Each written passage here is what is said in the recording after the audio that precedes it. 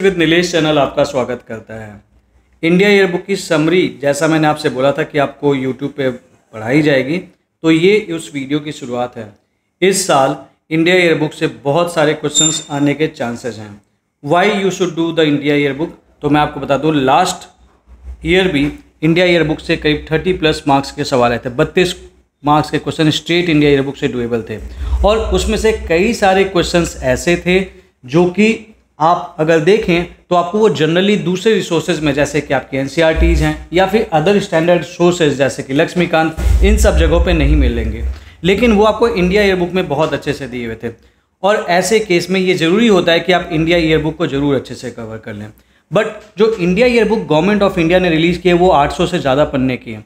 अब आपको इसको कवर भी करना है, उसके बाद कवर ही नहीं करना है, आपको इसको रिवाइज भी करना है ताकि ज़रूरत पड़ने पर आप इसे रिप्रोड्यूस भी कर पाएँ। और ऐसा करने के लिए आपके पास जो समय है, जो वक्त है, वो बहुत कम है, क्योंकि इन्होंने इंडिया ईयर बुक मार्केट में जो रिलीज़ की है वो बहुत लेट की है, मार्च के एंड में की है।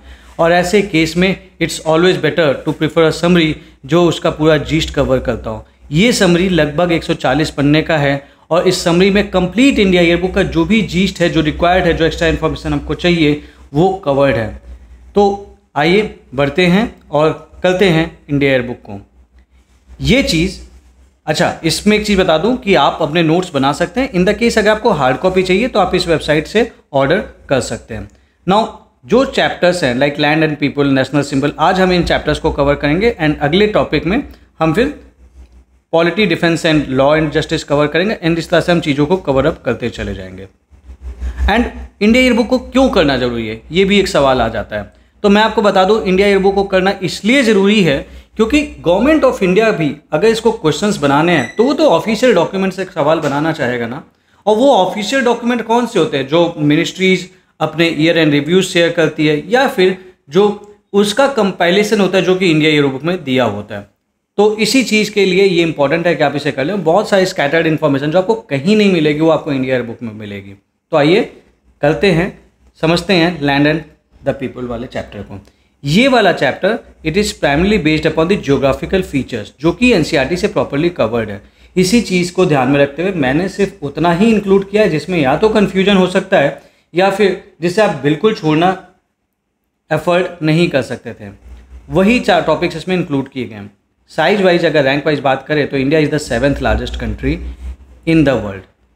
अगर पॉपुलेशन वाइज बात करो तो it has the 2nd highest population. अब एक सवाल आ सकता है आपके दिमाग में कि 2nd हाइएस्ट पॉपुलेशन आप बोल रहे हैं, इंडिया के तो फर्स्ट है, तो 2nd हाइएस्ट कैसे बोल रहे हैं? तो 2nd हाइएस्ट इज एज पर the census 2011, but the current status wise India की जो पॉपुलेशन है that is in the highest. तो कभी भी अगर सवाल आएगा ना कि सेंसस के अकॉर्डिंग इंडिया की पॉपुलेशन का क्या है status, that is 2nd highest population. लेकिन अगर सेंसस का रेफरेंस नहीं है then it has the highest population in the world. Area wise अगर मैं बात करूं तो it has 3.28 square kilometre area. And land frontier की बात करूं तो 15,200 किलोमीटर का इसका लैंड फ्रंटियर है। कोस्ट लाइन, अगर इंडिया के कोस्ट लाइन की बात करें तो इसको मिला के और आइलैंड्स का कोस्ट लाइन मिला के इट इज़ 7515.6 किलोमीटर। कौन कौन से आइलैंड को इसमें इंक्लूड करेंगे? We will be including Lakshadweep and Andaman and Nicobar, क्योंकि प्राइमरली हमारे यही 2 आइलैंड है। बॉर्डरिंग कंट्रीज ये आपको पता होनी चाहिए, इसमें कुछ बच्चे कंफ्यूज होते हैं। लाइक नॉर्थ वेस्ट में कौन सी कंट्रीज हैं? We have the Afghanistan, Pakistan, China नहीं है। नॉर्थ में इंडिया के कौन है? China, Bhutan, Nepal. Far east में कौन सा है? म्यांमार। ईस्ट में कौन सा है? बांग्लादेश। अच्छा, यहाँ पे बच्चे कंफ्यूज कर जाते हैं कई सारे कि फार ईस्ट में बांग्लादेश दे दिया है, हमने यस कर दिया। No, Bangladesh is not in the far east, Bangladesh is in the east and Myanmar is in the far east. तो अगर ये क्वेश्चन आएगा तो इस पर बिल्कुल भी कंफ्यूज नहीं होना है। श्रीलंका और इंडिया डिफरेंट लाइक सेपरेट कैसे होता है? It is separated by the Palk Strait and the Gulf of Mannar. तो इसका कभी लोकेशन पूछ दे तो it is between the this Palk and Strait and Gulf of Mannar. कहाँ पे? It is between India and Sri Lanka. India को हम 6 जोन में डिवाइड कर सकते हैं, that is north, south, east, west, central and the north east. Administrative units की बात करें तो we have the 28 states and 8 union territories. अच्छा, यहाँ पे एक नोट करने वाली बात है कि इन 8 यूनियन टेरिटरीज अभी जो रिसेंटली जो चेंजेस हुए थे, Jammu and Kashmir which was a state It was broken down or demarcated into 2 union territories. One was Ladakh, other was the Jammu and Kashmir. तो ये 2 नए यूनियन टेरिटरी बने और at this after some time in fact Dadra and Nagar Haveli and Daman and Diu, Dadra and Nagar Haveli and Daman and Diu, इनको combine करके एक union territory बना दिया। तो अभी जो करंट स्टेटस है ये हमारे पास 8 है। ठीक है, तो ये आपको बात पता होना चाहिए। अगर ये पूछ दिया कि भाई कौन सी यूनियन टेरिटरी को कंबाइन किया गया है तो आप Dadra and Nagar Haveli, Daman and Diu का नाम लेंगे। फिजिकल फीचर्स पे आते हैं। फिजिकल फीचर्स आपके एनसीईआरटी में बहुत अच्छा दिया हुआ है। स्टिल कुछ चीज़ें हैं जो आपको नोट करना चाहिए। जलपला एंड नथुला पास के बारे में बात है, this passes through the Chumbi valley. शिव किला, सतलज वैली। आपके लिए यहाँ पे क्वेश्चन है कि ये पासेज जो कि इंडिया ईयरबुक में मेंशन है ये कौन से स्टेट में है। ये मैं आपको नहीं बताऊंगा, आप ये मुझे कमेंट सेक्शन में पोस्ट करके बताएंगे, because let's keep this interactive. ये फैक्ट्स आपको पता होने चाहिए। ये फैक्ट्स आपको पता होंगे तो आप ज़्यादा अच्छे से चीज़ों को ज़रूरत पड़ने पे जब सवाल आ गया तो आप कर पाएंगे। You should note here that ये वो पासेज है जहाँ से ट्रैवल पॉसिबल है despite the higher altitude, and most of the passes में ट्रैवलिंग पॉसिबल नहीं है क्योंकि स्नो कवर्ड होते हैं वो, तो फिर वो ढक जाते हैं, तो फिर उसके बाद आप उस वहाँ पे चल फिर नहीं सकते। ठीक है, कुछ चीज़ें हैं जो नोटेबल है हिमालय के बाद, that is about the plain वाला रीजन जो उसमें मैंने मेंशन नहीं कर रखा है। वो ये है कि it between Yamuna at Delhi, ये बहुत इंपॉर्टेंट लाइन है, between Yamuna at Delhi and bay of Bengal, जहाँ पे ये गंगा रिवर बहती है, जो 1600 kilometre they it travel. 1600 kilometre के दौरान जो एलिवेशन है उसमें जो गिरावट है, there is the drop of only 200 metres in elevation. तो बहुत ही समतल रीजन है और ये वन ऑफ द रीजन है कि यहाँ का एग्रीकल्चर वाला सिस्टम बड़ा अच्छा है, लोग यहाँ पे रहना चाहते हैं। Ganga, that is why this region around Ganga it is one of the most densely populated area in the world. So that is important that you should know. Deserts की बात कर लेते हैं तो great desert, little desert we have. Great desert की बात कर लें तो great desert run from Rann of Kutch to beyond Luni, little desert from Luni river between Jaisalmer to north west. अच्छा, आप में से जिन भी लोगों ने हार्ड कॉपीज़ की परचेज कर रखी है ना, मेरा आपको एक स्ट्रॉन्ग सजेशन है और वो ये है कि इस वीडियो को भी बहुत ध्यान से देख लेना। आपको कई सारी इन्फॉर्मेशन एक्स्ट्रा यहाँ पे जरूर मिलेगी जो कि यूपीएससी के बेसिस पे मैं आपको बता रहा हूँ, जो इस टाइप के वो सवाल बना चुका है या फिर बना सकता है। इसके बाद आते हैं, यहाँ पे मिलते हैं आपको लाइमस्टोन रिजेस। कहाँ पे मिलते हैं? डिजर्ट रीजन में। देन घाट एंड हिल्स की बात करते हैं। You know you have the western ghat, you know you have the eastern ghat. ये लोग जहाँ पे मिलते हैं that is the Nilgiri hill. ठीक है, जो कार्डमम हिल्स है जो चलता है that is considered as the continuation of the western ghat. Coastal strip जो कि ये वाले रीजन में, अगर आप वेस्टर्न रीजन की बात करेंगे it is narrow towards west वाला। Coastal strip of the east is broad that is of the Bay of Bengal. यहाँ पे एक चीज़ और बता दूँ, इन घाट्स के बीच में there is the peninsular region. ठीक है, ये peninsular region is in the inverted triangle. Inverted triangle क्यों कह रहा हूँ कि ट्रायंगल तो ऐसा होता है, ट्रायंगल को पलट देंगे तो इन्वर्टेड ट्रायंगल ऐसा हो जाएगा। तो इन्वर्टेड ट्रायंगल वाली शेप है ना, आप देखिए इंडिया का नीचे का शेप ऐसा है, तो ये इन्वर्टेड ट्रायंगल ही तो बन रहा है, इन्वर्टेड ट्रायंगल वाली शेप है। But this region is a stable region, this region is inverted triangle, this region is the store house of minerals. अब मैं स्टेबल बोल रहा हूँ, इसका मतलब यहाँ पे बहुत ज़्यादा अर्थक्वेक वगैरह नहीं आते हैं। It's not like the Himalayas. Himalaya पे आप अक्सर सुनते होंगे लैंडस्लाइड आ गया, अर्थक्वेक आ गया, because Himalaya is continuously evolving. लेकिन ये स्टेबल रीजन है, जितना डेन्यूडेशन वगैरह होना था सब हो चुका है, तो अभी क्या ये बहुत ही ज़्यादा खतरनाक तरीके से स्टेबल है। ठीक है, तो ये आपको पता होना चाहिए। Then comes the river system. अगर इंडिया के रिवर सिस्टम की बात करें तो हम इंडिया के रिवर सिस्टम को 4 पार्ट्स में बांट सकते हैं। पहला हिमालयन रिवर, दूसरा डेक्कन रिवर, आप जानते हैं ये चीज़ें, बस ये आपके रिवीजन के लिए मैं बता दे रहा हूँ। तीसरा कोस्टल रिवर और चौथा इनलैंड ड्रेनेज बेसिन। आपकी जो हिमालयन रिवर्स है, ये जो जहाँ पे इन रिवर सिस्टम्स की बात हो रही है, दे आर पेरेनियल, क्योंकि because they are formed by the snow. तो वाट अगर रेनफॉल से पानी मिल रहा है चाहे नहीं मिल रहा है, ये बहती रहेगी। लेकिन जो आपके डेक्कन रिवर्स हैं ये वाली, तो डेक्कन रिवर्स है दे आर रेनफेड है, तो इसका मतलब इनका वॉल्यूम फ्लक्चुएट करेगा, इसका मतलब है they are going to be non perennial. Coastal region की बात कर लें, यहाँ की rivers they are short in length और वो नॉन पेरेनियल है। एंड इनलैंड रिवर्स की बात कर लें तो वो तो सी से मिलती नहीं, ये तीनों तो फिर भी सी से मिल जाते हैं, ये तो सी से मिलते ही नहीं, that is why it is the inland river. अब मेजर हिमालयन रिवर्स की बात कर ले तो इसमें Indus river system is important. ये ओरिजिन करता है Mansarovar, that is not in India, Mansarovar से ओरिजिन करती है and it flows into the Arabian sea near by Karachi. Indian tributaries Sutlej, Beas, Ravi, सेलम, झेलम, ये इसकी इंडियन ट्रिब्यूटरीज हैं। Then we you should know something about the Ganga Brahmaputra मेघना सिस्टम। बहुत अच्छे से ड्रेनेज सिस्टम ऑलरेडी एनसीईआरटी में ऑल्दो दे रखा है, बट कुछ चीज़ें आपको यहाँ पे पता होनी चाहिए। Ganga is form by Bhagirathi and Alaknanda at Devprayag. So originally जो गंगा नदी आप जानते हैं it starts from Devprayag, ठीक है, ये इंपॉर्टेंट है। ऑल्दो जब गंगा के ओरिजिन की बात करते हैं तो हम गंगोत्री ग्लेशियर की बात करते हैं, that is a all together different thing. देन इसकी मेजर ट्रिब्यूटरीज कौन कौन सी? यमुना, रामगंगा, घाघरा, गंडक, कोसी, महानंदा, सोन। तो ये वेस्ट टू ईस्ट इसकी जो ट्रिब्यूटरीज हैं ये उसमें दी हुई है। Then we have the sub tributaries of Ganga. Sub tributaries क्या होती है? लाइक एक रिवर है, इसकी एक ट्रिब्यूटरी होगी, अब इसको कोई ज्वाइन करेगी तो ये इसकी सब ट्रिब्यूटरी हो गई, क्योंकि ये ट्रिब्यूटरी ये इसकी सब ट्रिब्यूटरी। तो गंगा की सब ट्रिब्यूटरी कौन सी? चंबल और बेतवा। ये यमुना को ज्वाइन करती है और जो कि बाद में गंगा को ज्वाइन करती है। Then you have this Padma. Padma क्या है? गंगा का ही नाम है। गंगा रिवर जब बांग्लादेश में इंटर करती है तो then it is called as the Padma river, ठीक है। और ज्वाइन करने के बाद भी जब पद्मा रिवर ही ये कंटिन्यू करती है तो वहाँ पे गंगा रिवर नहीं बोलते, सिर्फ पद्मा रिवर बोलते हैं। ब्रह्मपुत्र नदी की बात कर लेते हैं तो it rise in Tsangpo in Tibet and ये अरुणाचल प्रदेश में एज दिहंग इंटर करता है। ट्रिब्यूटरीज की बात कर लें अगर मैं ब्रह्मपुत्र की तो it has the tributaries Dibang and Lohit जो कि पस्सी घाट के अराउंड इसे ज्वाइन करते हैं। पूछ सकता है कहाँ पे ज्वाइन करता है Dihang and Lohit to the Brahmaputra. Then इसकी ट्रिब्यूटरीज अलग बात करें सुबानश्री, जिया बरेली, धानश्री, पुथीमरी, बोकलाडिया, मानस, तिश्ता, ठीक है। एक और ट्रिब्यूटरी जो इसमें नहीं मेंशनड है, जो इसमें नहीं लिखी हुई है लेकिन इंपॉर्टेंट है, that is the Kameng which is the tributary of Brahmaputra. Kameng was once asked by the UPSC prelims. So आपको पता होना चाहिए।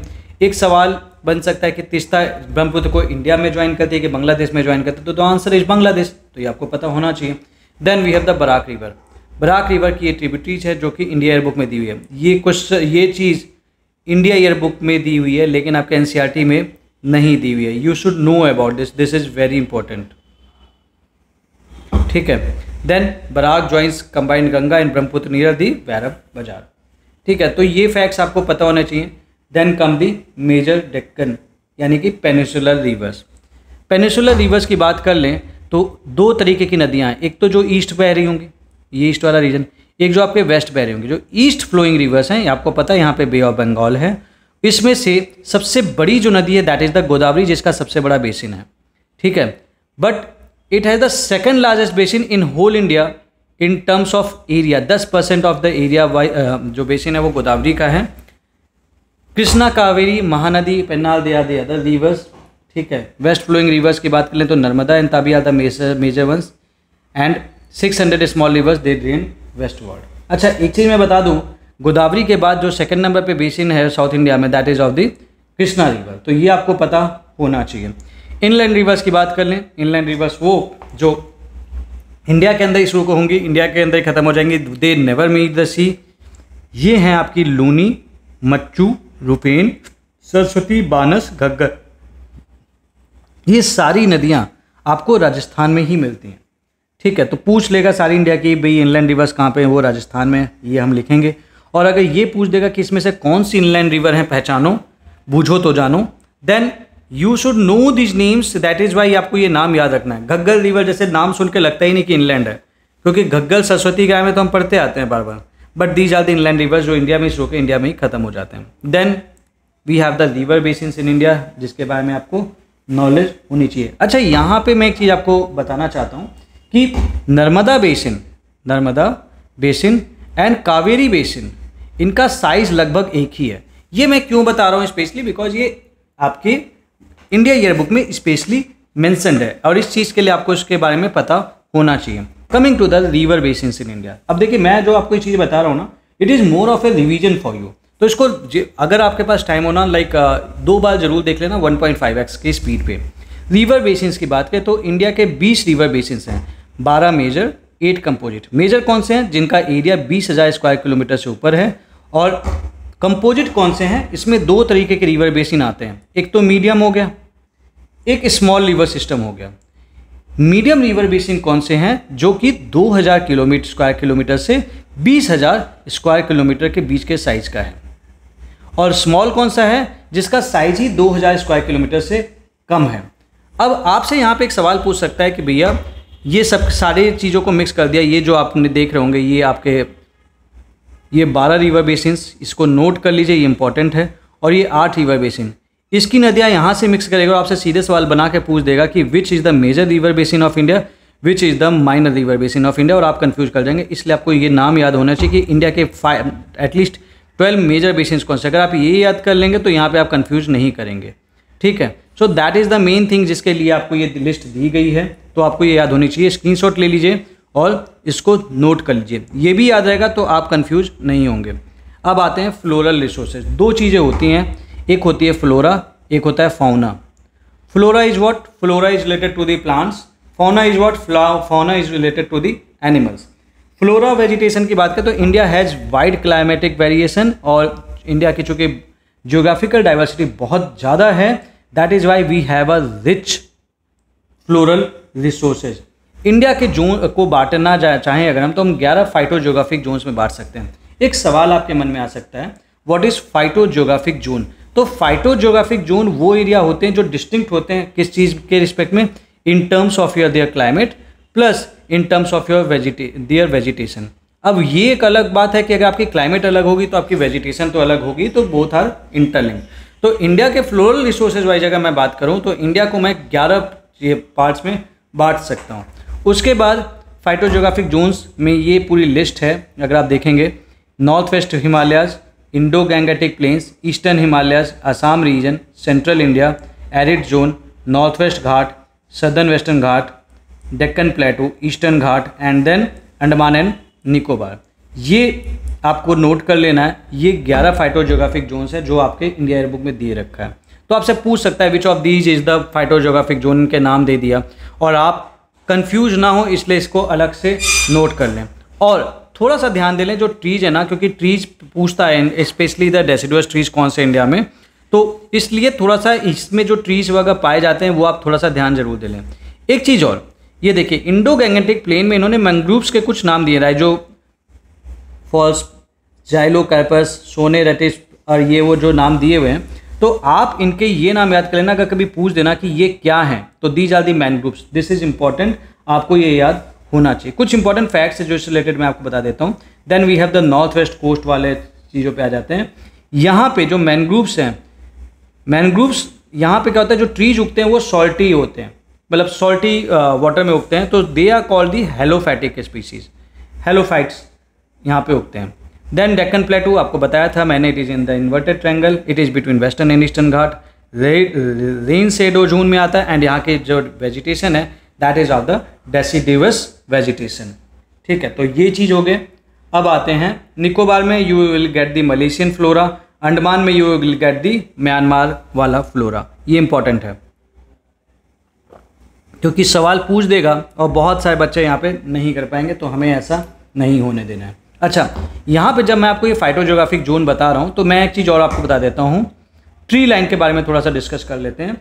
ट्री लाइन जो वेस्टर्न हिमालयाज में है और जो ईस्टर्न हिमालय में है, तो tree line is lower compare to the west. Tree line in the eastern Himalaya it is lower as compare to the western Himalaya. ठीक है, क्यों? क्योंकि snowfall and glacier they are less in the eastern Himalaya. And tree line होता क्या है, tree line एक ऐसी geographic boundary होती है जिसके बियॉन्ड ट्री नहीं उगते हैं। सो दैट्स द थिंग, ये स्पेशली इंडिया एयर बुक में मेंशन है, तो ये आपको फैक्ट पता होना चाहिए। अब आते हैं बॉटनिकल रिसर्च में। बॉटनिकल रिसर्च जो इंडिया की है वो कौन कंडक्ट करता है? That is conducted by the botanical survey of India. Botanical research में बेसिकली आप क्या स्टडी करते हो? You study the flora of India. Flora of India, district flora, state flora, protected areas के फ्लोरा, तो जितना भी फ्लोरा है ना, सारा कुछ botanical survey of India study करता है। कहाँ पे है ये है कोलकाता में। इसका फोकस रीजन क्या है? Floristic survey and ethno botanical survey. तो कभी भी फ्लोरल स्टडीज की बात है, अगर आपको कुछ पॉइंट नहीं समझ में आ रहा है, then blindly go on for botanical survey of India. यहाँ पे एक चीज़ है जो इंपॉर्टेंट है, वो नोट करने वाली है। ये देखिए, ये फैक्ट्स उतने इंपॉर्टेंट नहीं है कि 1500 स्पीसीज थ्रेटेंड है या फिर 2000 मेडिसिनल प्लांट्स डॉक्यूमेंटेड है। लेकिन ये इंपॉर्टेंट है कि जो हमारी थ्रेटेंड स्पीसीज हैं ये किस शेड्यूल में और किसके अंतर्गत थ्रेटेंड स्पीसीज डिक्लेयर्ड हैं, तो they are declared as the threatened species under schedule 38 of biological diversity act. Threats common sense से बता सकते हैं भैया, डिफॉरेस्टेशन है, डेवलपमेंटल एक्टिविटीज है, ओवर एक्सप्लॉयटेशन है। तो एक चीज़ यहाँ पे यार याद रखना आप लोग कि कभी भी ना पढ़ते वक्त ये दिमाग में मत रखना कि मेरे को एकदम सब कुछ रटना है, नहीं, कुछ चीज़ें अपने कॉमन सेंस पे भी छोड़ दो। अब आप क्या याद करोगे कि डिफॉरेस्टेशन के चलते थ्रेट हो रहा होगा, क्या आप याद करोगे कि डेवलपमेंटल एक्टिविटीज़ के चलते हो रहा होगा? अगर आप ऐसे याद करोगे तो वर्ड बाय वर्ड तो आप कुछ भी नहीं याद कर पाओगे। आपको जो फैक्ट्स याद रखने वाले हैं वो तो याद रखने, बाकी चीज़ आपको कॉमन सेंस से रिप्रोड्यूस करनी है, ठीक है। लाइक मुझे पता है अगर भैया ओवर एक्सप्लॉयटेशन हो रहा होगा तो then it will be threatening the flora of India, that's a common sense, तो उसको उस तरह से पढ़ें। Then we have the faunal resources. Fauna का मतलब क्या होता है? जानवर, एनिमल। तो faunal resources includes from the protozoa to the mammals, सबके बारे में स्टडी करते हैं यहाँ पे। इंडिया के बायोडाइवर्सिटी स्टेटस की यहाँ पे बात कर लेते हैं पहले। India is a mega biodiversity country, ठीक है, और इसका diverse ecosystem it range from the deep sea to the Himalayas. तो सोच के देखो इतना ज़्यादा वेरिएशन है तो ऑब्वियस सी बात है बायोडाइवर्सिटी तो बहुत तगड़ी होगी। 2 रियलिम है इंडिया में, पेल, आर्कटिक, इंडो मलयान। तो अगर क्वेश्चन पूछ सकता है कभी इंडिया हैज़ 3 रियलिम्स तो आप बोलोगे नहीं भैया 2 ही हैं। 3 मेजर बायोम्स इंडिया में इंडिया के अंतर्गत हैं, tropical humid forest, tropical dry deciduous forest, warm desert and semi deserts, ठीक है। तो ये चीज़ आपको नोट करनी है कि 3 biomes, we have 3 biomes and 2 realms. अब आते हैं भाई, जैसे फ्लोरा की स्टडी कर रहा था आपका बॉटनिकल सर्वे ऑफ इंडिया, ठीक है, इसी तरीके से फौना की स्टडी करने के लिए कोई होगा, और वो कौन है? वो है आपका geological survey of India.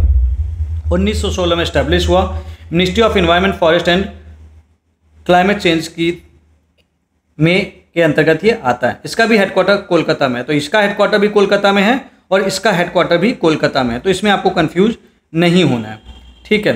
Total faunal species document क्या है, ये डेटा इतना इंपॉर्टेंट नहीं है, लेकिन ये जरूर इंपॉर्टेंट है कि इंडिया की जो प्रोटेक्टेड स्पीसीज हैं वो किस में आएंगी, वो वाइल्ड लाइफ प्रोटेक्शन एक्ट में आएंगी 1972। और ये तो बहुत ही ज़्यादा इंपॉर्टेंट है, इसे बिल्कुल अच्छे से याद कर लेना, रट जाना। India is the first country to prepare a complete faunal checklist. India पहला ऐसा कंट्री है जिसने अपनी कंप्लीट फॉनल चेकलिस्ट प्रिपेयर की है। ये क्वेश्चन इस साल आ भी सकता है, नाम अलग अलग दे देगा और कई बच्चे इस पर कंफ्यूज कर जाएंगे, या तो लिख देगा India is the second country, no, India is the first country. तो इससे पता चलता है हम अपने जानवरों का बहुत ध्यान रखते हैं। वैसे भी बहुत सारे जानवर घूमते हैं तो हम उनका ध्यान बहुत अच्छे से रखते हैं, ठीक है। बायोजियोग्राफिक जोन्स, अगर हम बायोजियोग्राफिक जोन की बात करें तो इंडिया का जो लैंड मास है इसको हम 10 बायोजियोग्राफिक जोन में बांट सकते हैं। अच्छा, इंडिया ईयर बुक में उसके करस्पॉन्डिंग स्पीसीज काउंट दिए थे, बट उन्होंने इसे अरेंज नहीं किया हुआ था। मैंने क्या किया, इसे अरेंज करके दे दिया है।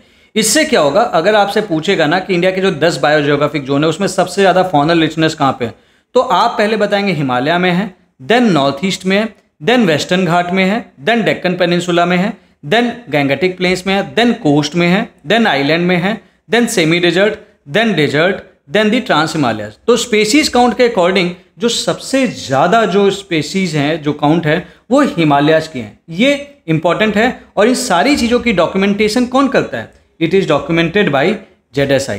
तो ये तो छोटी छोटी चीज़ें जो आपको याद रखनी है। कुछ फैक्ट्स ये तो आपको पता ही है। Exclusive economic zone wise India का जो साइज़ है, it is the 18 largest in the world.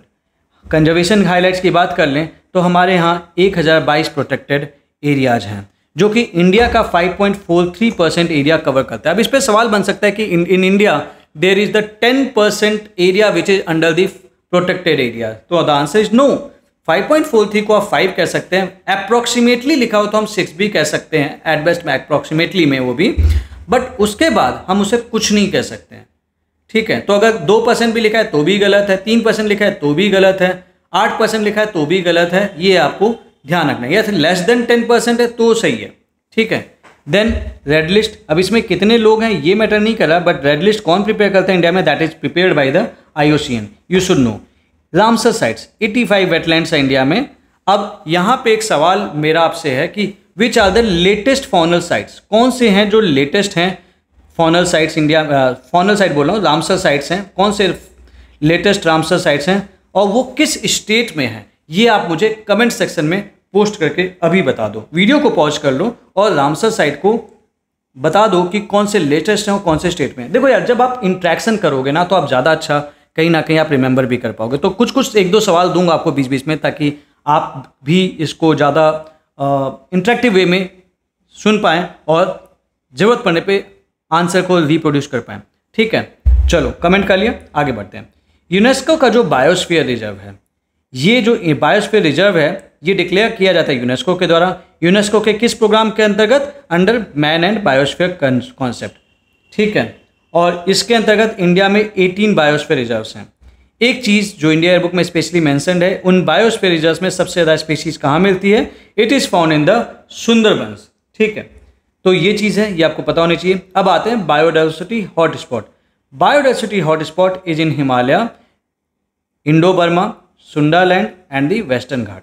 तो ये इंपॉर्टेंट है। अब यहाँ पे एक चीज़ और बता दूँ आपको, जैसे ये बायोजोग्राफिक जोन था एंड फॉनल रिचनेस, बहुत सारे बच्चे हिमालय के बाद सीधे बोलते हैं वेस्टर्न घाट में होगा, दिमाग लगाते हैं, लेकिन ऐसा नहीं है। जो एज पर दी काउंटिंग है, from the Himalaya it goes to the north east and then to the western ghat. और वो ऐसा इसलिए बोलते हैं, गलत इसलिए बोलते हैं क्योंकि कहीं ना कहीं उन्होंने ये चीज़ पढ़ रखी है, इससे वो कंपेयर करते हैं। So don't do that. Then we have to come to the faunal species and monitoring. अब फौना की स्टडी कौन करेगा? ZSI करेगा, जूलॉजिकल सर्वे ऑफ इंडिया करेगा। ठीक है, तो इन्होंने कुछ इनिशिएटिव्स चालू किए हैं, जैसे कि इन्होंने सी टर्टल टैगिंग करना शुरू किया। 2 टाइप के टर्टल्स की टैगिंग करें, that is the olive Ridley, leatherback. वो एक अलग बात है कि इनकी राइट टू प्राइवेसी की कोई बात नहीं करता। कछुआ है ना, राइट टू प्राइवेसी की, कछुए की कौन बात करेगा? इसको लपेट दो उसमें। तो ये चीज़ नहीं करनी चाहिए, बट ठीक है, चलो उसके like to study their migration pattern, ठीक है, वो कर रहे हैं। तो it is done by the initiative, अब डन बाय द ZSI। अब ओलिव रिडले जो है, इसके लिए कहाँ पे स्टडी करें? हम उड़ीसा में करें। लेदर बैक टर्टल्स के बारे में कहाँ स्टडी करें? ग्रेट निकोबार में करें। तो ये दोनों नाम आपको याद रखने कि इनकी जो लाइक टैगिंग है। अब एक सवाल ये भी बन सकता है कि कौन कौन से टर्टल्स की टैगिंग करें, तो ओलिव रिडले की कर रहे हैं और लेदर बैक की कर रहे हैं। कौन कर रहा है? तो it is being done by ZSI। तो ये चीज आपको याद रखना है। और ये ओलिव रिडले और लेदर बैक कहाँ पे हैं? तो ये उड़ीसा में है एंड ग्रेट निकोबार में है। तो ये आपको याद रखना है। अब यहाँ पे एक चीज और बता दूं, ZSI is also involved in the climate monitoring. Why the climate monitoring? Because it want to understand the impact of climate change on biodiversity. And इसी चीज़ के लिए हम क्लाइमेट को मॉनिटर कर रहे हैं कि किस तरह से चेंजेस आ रहे हैं, और इसी चीज़ के लिए ZSI ने इस्टेब्लिश किए हैं along with the FSI। ठीक है, परमानेंट मॉनिटरिंग प्लॉट्स इस्टेब्लिश किया है Dihang and Dibang biosphere reserve which is in Arunachal Pradesh. तो ये इंपॉर्टेंट है, ये आपको याद होना चाहिए किसके साथ ZSI मिलके ये काम कर रहा है और कहाँ पे कर रहा है। अब ये छोटे छोटे फैक्ट्स आपको नहीं मिलते हैं आपकी करंट अफेयर्स की मैगजीन्स में, और इसी चीज़ के लिए ज़रूरी है कि आपको इंडिया एयर बुक जरूर पढ़नी चाहिए। इसी चीज़ के लिए ज़रूरी है कि आपको पढ़ के अपने आप को एज पे जरूर रखना चाहिए। अब आते हैं सेंसस पे। सेंसस हर 10 साल पे कंडक्ट किया जाता है। सो when we are referring to the census, we are actually saying about the decadal census। ठीक है, इस साल का जो 2011 का सेंसस था, इस साल का नहीं, 2011 का, इसको तो टाइम हो गया काफ़ी। This was the last census, that was the 15th census since 1872। 2021 का सेंसस होना था, but it was postpone due to COVID-19। ये जो सेंसस था, it was done in 2 phases। 2 phases में ये सेंसस हुआ था। और पहला जो सेंसस था दैट वाज इन 1872। यहाँ पे आपसे एक सवाल है, first census was conducted under which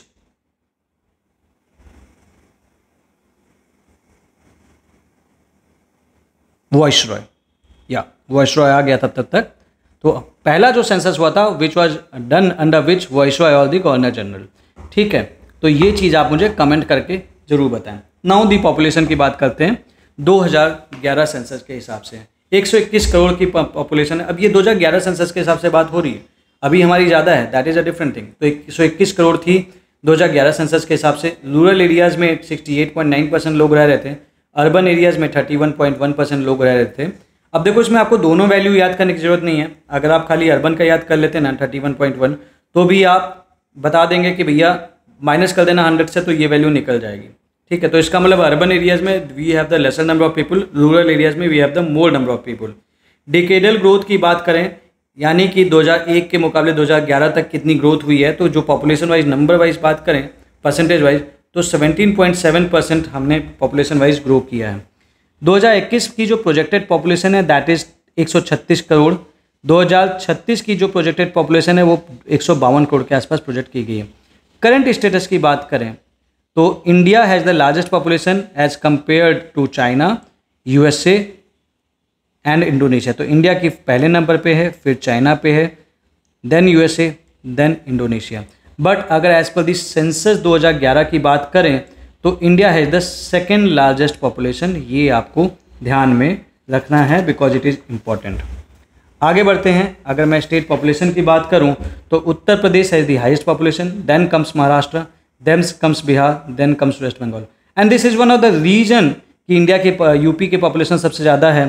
तो यूपी में लोकसभा और राज्यसभा की सीट्स भी सबसे ज़्यादा हैं। ठीक है, कभी सवाल बन सकता है तो पॉपुलेशन ज़्यादा है इसलिए यहाँ की सीट्स ज़्यादा है। इन द एंड सिक्किम में लीस्ट पॉपुलेशन है एंड उससे ऊपर है मिजोरम में। ठीक है, सरफेस एरिया बात करें तो India has 2.4% of the world surface area and India host 17.7% of the global population. Population density की बात कर लेते हैं। What is population density? Population density is the number of persons पर स्क्वायर किलोमीटर। मतलब कि अगर ये हमारा पूरा एरिया है तो हम एक काम करेंगे, हम ऊपर लिखेंगे पॉपुलेशन और हम नीचे लिखेंगे एरिया और डिवाइड कर देंगे और देखेंगे कि कितने लोग आ रहे हैं एक स्क्वायर किलोमीटर में। तो in case of India that figures come out to be 382। तो 382 per square kilometre is the population density. Earlier 2001 के सेंसस के अकॉर्डिंग दिस वाज 325। ठीक है, हाईएस्ट जो पॉपुलेशन डेंसिटी है वो है बिहार में जो कि 1106 है, then it is in West Bengal जो कि 1028 है and then it is Kerala 860। तो अगर मेरे से कभी पूछ लेता है कि population density states which is greater than 1000 वो कौन कौन से हैं और कई सारे नाम दे देगा, यूपी का भी नाम दे देगा, तो आपको ध्यान रखना है it is only Bihar and West Bengal in terms of population density. यहाँ पे आपको गलती नहीं करनी है। ठीक है, देन हाईएस्ट यूटी की बात कर लें अगर तो दिल्ली में सबसे ज़्यादा लाइक यूटी वाइज अगर बात करें तो पॉपुलेशन डेंसिटी दिल्ली की तो बहुत ज़्यादा है 11,320 and then we have the Chandigarh. States wise बात करें तो केवल 2 स्टेट्स हैं जिसकी 1000 से ऊपर है। प्रोजेक्टेड है 2036 में 462 पर्सन्स पर स्क्वायर किलोमीटर और किसके द्वारा प्रोजेक्टेड है? नेशनल कमीशन फॉर पॉपुलेशन इसके द्वारा प्रोजेक्टेड है। किस मिनिस्ट्री में आता है? दिस मिनिस्ट्री में आता है। तो ये आपको बेसिक चीज़ें पता होनी चाहिए। ठीक है, अब आते हैं सेक्स रेशियो। सेक्स रेशियो में खास बात बता देता हूँ। सेक्स रेशियो इंडिया में फीमेल्स के फेवर में कभी नहीं रहा है, एटलीस्ट लास्ट के 150 साल तक तो कभी नहीं रहा है। We always have the lesser number of females than as compare to the males. What is sex ratio? Sex ratio is number of females that exist in comparison to per 1000 mails. अब पर 1000 mail से जब हम compare कर रहे हैं तो 1000 से कम होगा तो it is unfavourable for them, 1000 से ज़्यादा होगा it is favourable for them, exact 1000 होगा तो there is a balance, equal number of female equal number of male and this is one of the reason. And एक तो cause है, एक effect है। एक कॉज ये है कि this shows one of the cause की भी पैट्रियार्की अभी भी प्रेवलेंट है इंडिया में। We don't prefer a women child, although आज की डेट में हमारी जो राष्ट्रपति महोदया भी हैं वो भी एक विमेन ही हैं।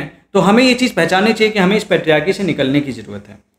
देन इसके बाद अगर आप समझेंगे तो एक चीज़ और समझने की जरूरत है, इसका एक आफ्टर इफेक्ट और है कि जब we have the less number of female as compare to male तो बहुत सारे एरिया ऐसे वहाँ पे शादी ही नहीं हो पा रही है, शादी करने के लिए लड़कियाँ ही नहीं मिल रही, गर्ल्स ही नहीं मिल रही। क्यों? क्योंकि फीमेल्स की संख्या कम है।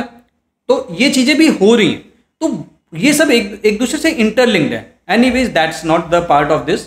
तो बट आप इतना समझिए कि इंडिया की जो सेक्स रेशियो है वो it's not in the favour of females. ठीक है, 1901 में इट वाज 972, 1941 तक एक कंटिन्यूसली डिक्लाइनिंग पोजीशन में था, तो ये 945 तक पहुंच गया।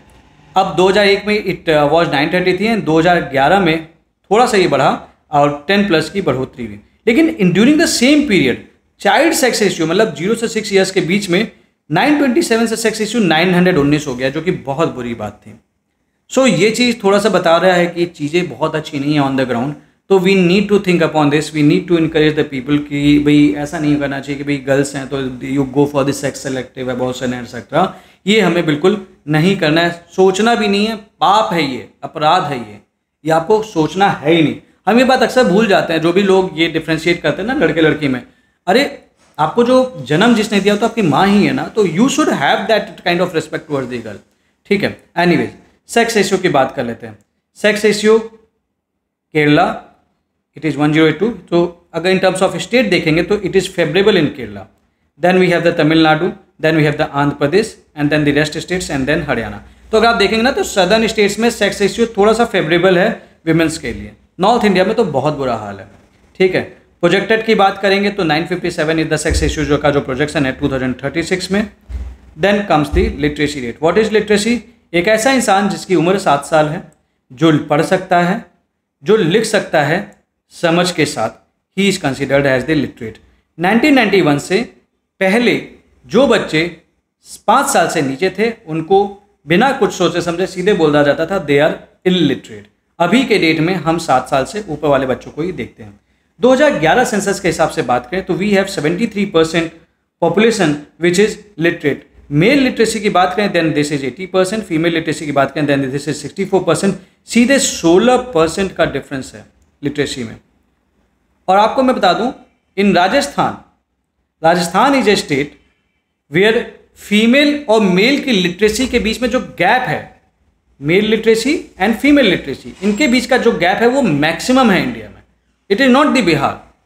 Bihar has the lowest literacy for both male and female, लेकिन उनके लिटरेसी रेट के बीच का जो डिफरेंस है वो मैक्सिमम नहीं है, वो डिफरेंस राजस्थान में है।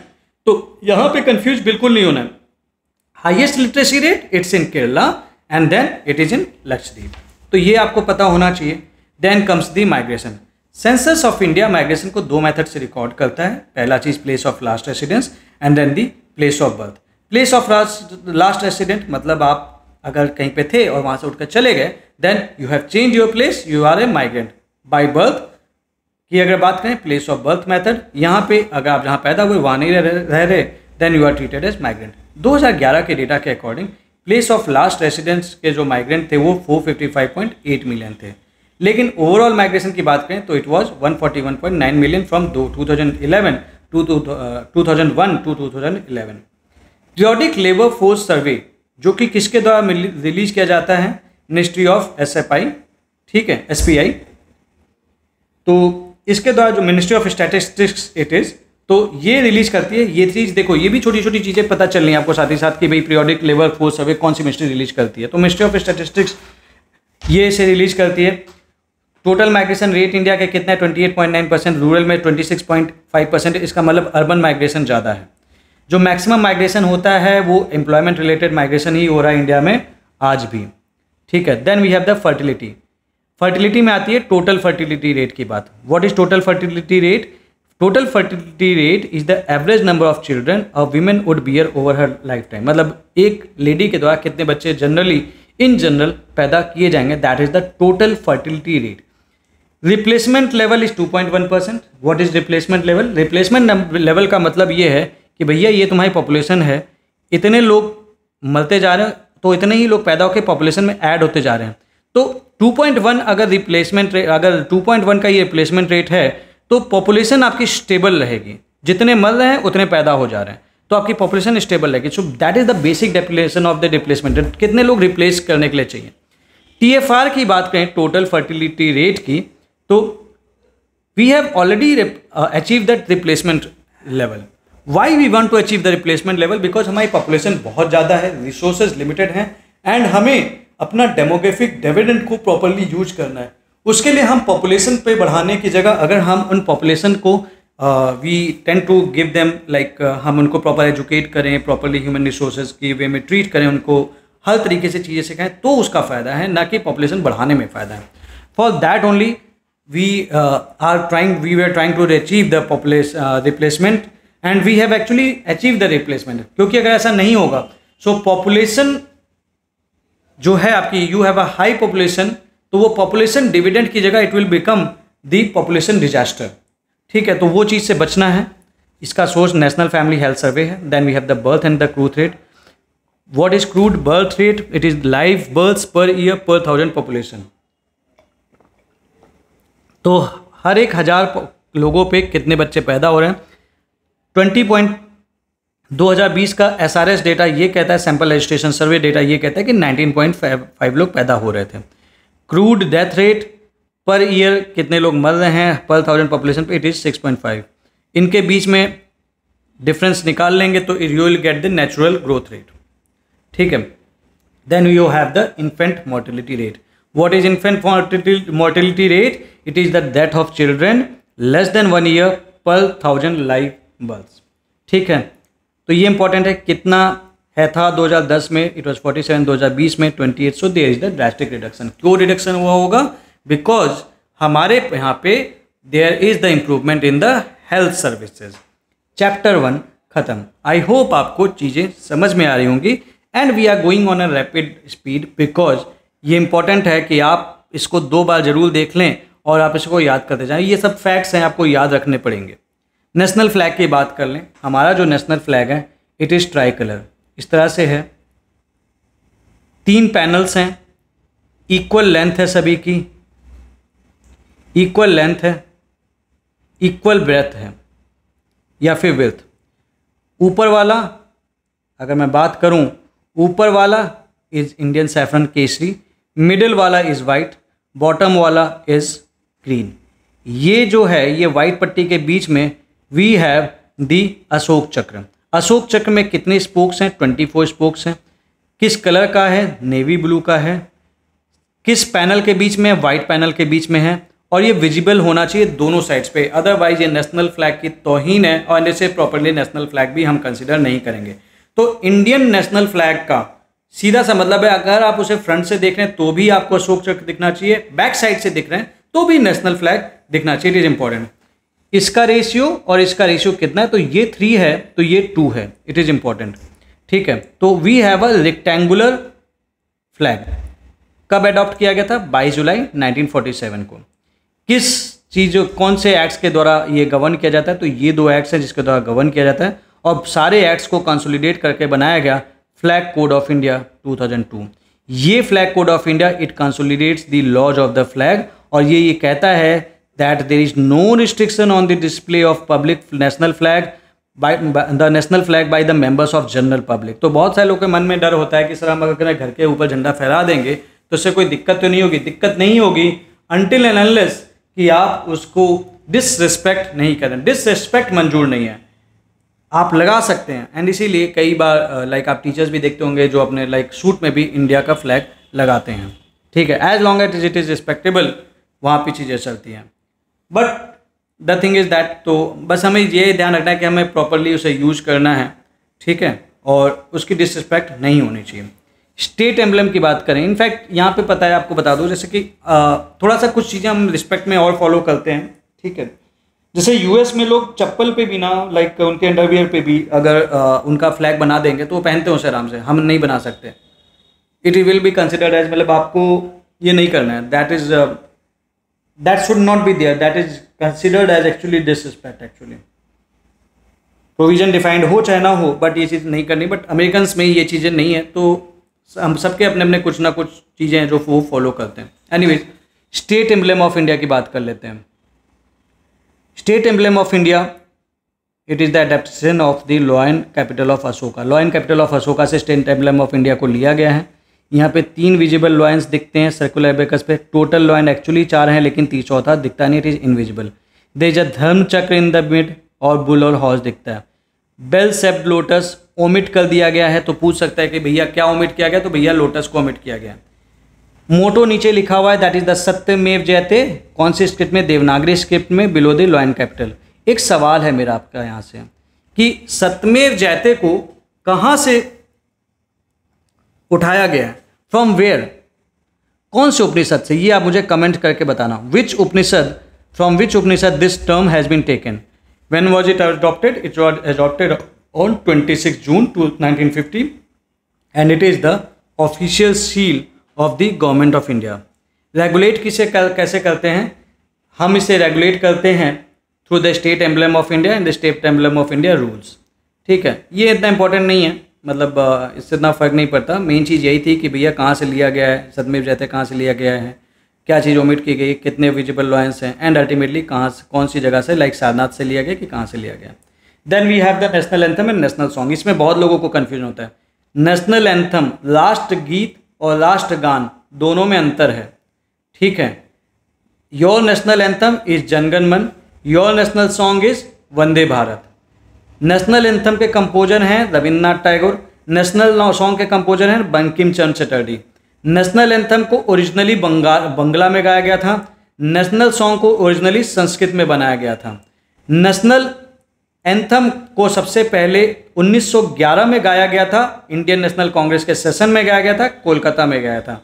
नेशनल सॉन्ग को सबसे पहले 1896 में गाया गया था, इंडियन नेशनल कांग्रेस के सेशन में गाया गया था। अब मैं आपको यहाँ पे बता दूं, तो इससे अगर आपसे पूछ लेगा ना कि कभी कि भैया नेशनल सॉन्ग जो है वो सबसे पहले गाया गया था या नेशनल एंथम गाया गया था, तो नेशनल सॉन्ग पहले गाया गया था। अब एक सवाल मेरा आपको यहाँ पे ये है कि आप मुझे कमेंट सेक्शन में बताएं कि नेशनल सॉन्ग की इंडियन नेशनल कांग्रेस के कौन से सेशन में गाया था, क्या था? कहीं वो कोलकाता ही तो नहीं था, कहीं वो मुंबई तो नहीं था, कहीं कोई अलग प्लेस तो नहीं था। ये आप मुझे कमेंट सेक्शन में बताना। दोनों का स्टेटस इक्वल है। एक चीज़ यहाँ पे नोटेड है, नेशनल सॉन्ग का जो इंग्लिश रेंडिंग मतलब इंग्लिश में कन्वर्ट किया है श्री अरविंदो में। ये इन्फॉर्मेशन आपको जनरली किताबों में नहीं मिलेगी, लेकिन ये यहाँ पे इंडिया ईयर बुक में दी हुई है, आपको पता होनी चाहिए। National anthem was adopted on 24 January 1950 in Hindi version में अडॉप्ट किया था बाय द कॉन्स्टिट्यूएंट असेंबली, ठीक है। फुल वर्जन के 5 स्टैंजा हैं, 52 सेकेंड से गाते हैं, ठीक है।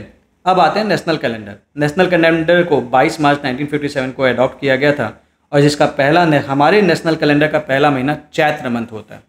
चैत्र मंथ फॉल्स ऑन 22 मार्च और दी 21 मार्च। ये यूपीएससी में पूछा गया सवाल है, एक बार पूछ रखा है, you should know about this, ठीक है। अगर लीप ईयर है तो 21 मार्च, और लीप ईयर नहीं है चैत्र में, फर्स्ट चैत्र इज 22 मार्च। ये इंपॉर्टेंट है, you should remember. National calendar किस एरा के बेसिस पे है? That is on the basis of Saka era. कहाँ पे यूज होता है? For the gazette of India, air news broadcast, government issues calendars, government communication to public. Then you have the national animal and bird. National animal is tiger, national bird is peacock, and this is was re notified by the wildlife division of the ministry of environment, forest and this. तो काफ़ी सारी information अभी आपने note की होगी। अब देखो इसमें जो जो चीज़ें आती है ना, आप उसको नोट करने की जरूरत नहीं, लेकिन जो नहीं आता है उसे ज़रूर नोट कर लेना, ये इंपॉर्टेंट है।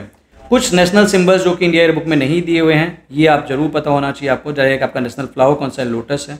नेशनल ट्री कौन सा है? आप बनियान नाम से जानते हैं, but it is called Indian fig tree और द फिकस बेंगलिस।